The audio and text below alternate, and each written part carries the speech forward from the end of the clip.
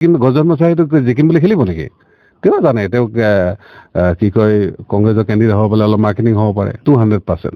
ইয়াত আৰু কোনো সন্দেহে নাই, ইয়াত কোনো সন্দেহ নাই। মই কৈছোৱে ইয়াত কোনো সন্দেহ নাই। আৰু মই কৈছোঁ হাগ্ৰামা এংগলটো হ'ল তেওঁ মানে কাউন্সিল ল'ব লাগে। আমাৰ কোনো এলায়েন্স নাই। যেতিয়া 21 নম্বৰ এজন পাৰিষদ দৰকাৰ আছিলে, বিজেপি ইপিপিএলে তেওঁলোকক কিডনেপ কৰি নিয়াৰ চেষ্টা কৰিছিলে, কিন্তু আমাৰ প্ৰাৰ্থীজনে নাযায় কেনে এটা কণ্ডিশ্যন তেওঁলোক ছাপোৰ্ট দিছিল যে আমাৰ যাতে EM থাকে, তেওঁ যাতে BTCত আমাৰ বিভিন্ন জাতি জনগোষ্ঠী যিবিলাক অবৰাজ্যৰ সমস্যাবিলাক ক'ব পাৰে, সমাধান কৰিব পাৰে, সেই স্বাৰ্থত তেওঁ ছাপোৰ্ট দিছিলে। ইয়াত কোনো NDAক ছাপোৰ্ট কৰা নাই।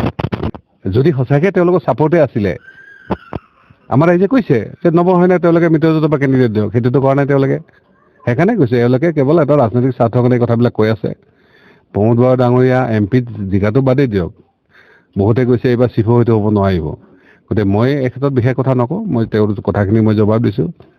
নিশ্চিতভাৱে তেওঁলোকে ইলেকশ্যন খেলক আৰু দেখিব যে হয়তো EPPL 2 নম্বৰ নহয় 3 নম্বৰত আহিব পাৰে, হয়তো ছেকেণ্ডত BPF আহি যাব পাৰে। কাৰণ BPFৰ অলপ লাহে লাহে আৰু ৰিকভাৰী হৈছে, কাৰণ তেওঁলোকে ভাবিছে যে হাগ্ৰামাক যদি আকৌ চিফ বনাব পাৰি তেতিয়াহ'লে হয়তো BTCত ৰাইজৰ অলপ ভাল দিন আহিব। এনেকুৱা ধৰণৰ এটা মানে নেৰেটিভ এটা কিন্তু BTC অলৰেডি আৰম্ভ হৈছে। কিন্তু MPক লৈ নহয়, MPক লৈ EPPL BPF অলৰেডি তেওঁলোকে কি কয় ৱাকঅভাৰ দি দিছে।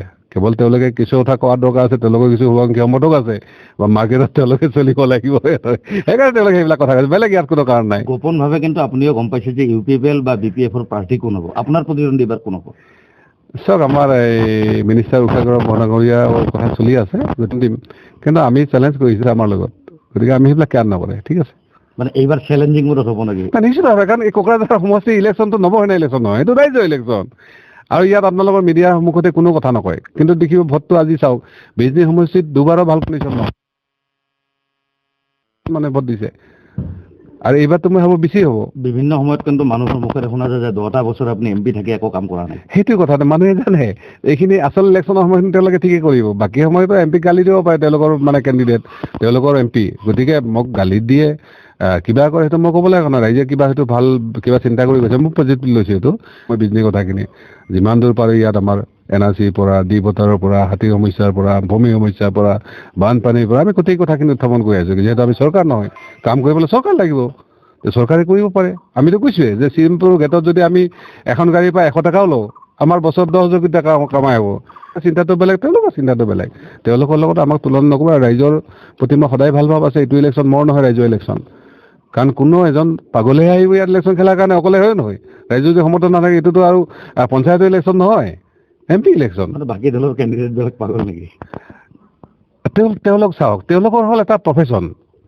তেওঁলোকে জানে নেতা হ'ব লাগে, তেওঁলোকে জানে ইলেকশ্যনৰ পৰা কিবা তেওঁলোকৰ লাভ আছে। এতিয়াতো গজন মচাহীটোক জিকিম বুলি খেলিব নেকি? তেওঁ জানে তেওঁক কি কয় কংগ্ৰেছৰ কেণ্ডিডেট হ'ব পাৰে, অলপ মাৰ্কেটিং হ'ব পাৰে, হয় নহয়? বেলেগতো একো নাই। তৃণমূলৰ আপুনি ইয়াত কেণ্ডিডেট তেওঁলোকে জিকিব লাগে, সেইকাৰণে মমতা বাইদেউ বেংগলোৰত লাগি আছে। গতিকে ইয়াত মই কৈছোঁ হাগ্ৰামা এংগলটো হ'ল তেওঁ মানে কাউন্সিল ল'ব লাগে। আৰু প্ৰমোদ বৰা ডাঙৰীয়াই ভাবি আছে যে হয়তো ভৱিষ্যতে আৰু কাউন্সিলখনত আকৌ GSPকে দৰকাৰ হ'ব, এনেকুৱা কথাটো। এইবেলি আপুনি বিজয় হ'ব বুলি কিমান দূৰ আশাবাদী? 200%। ইয়াত আৰু কোনো সন্দেহে নাই, ইয়াত কোনো সন্দেহ নাই। মই কৈছোৱে ইয়াত কোনো সন্দেহ নাই। নিশ্চিতভাৱে, কাৰণ তেওঁলোকে জানে যে নৱসেনাক তেওঁলোকে সন্মুখৰ পৰা যুঁজিব নোৱাৰে।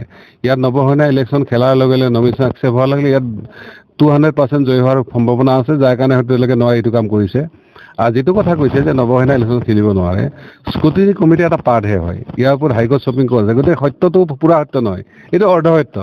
মই ভাবোঁ বাতৰিৰ জৰিয়তে এনেকুৱা ধৰণৰ ভুৱা কিছুমান অপপ্ৰচাৰ কৰা হৈছে, যে যাৰ পৰা হয়তো ৰাইজ বিভ্ৰান্তি হ'ব পাৰে। কিন্তু মই যিখিনি গম পাইছোঁ যে ইয়াৰ পৰা ৰাইজ কিন্তু আৰু বেছি প্ৰচলিত হৈছে বা বেছি প্ৰতিজ্ঞাবদ্ধ হৈছে যে নিশ্চিতভাৱে যে নৱসেনা নিজৰ জেগাত আছে।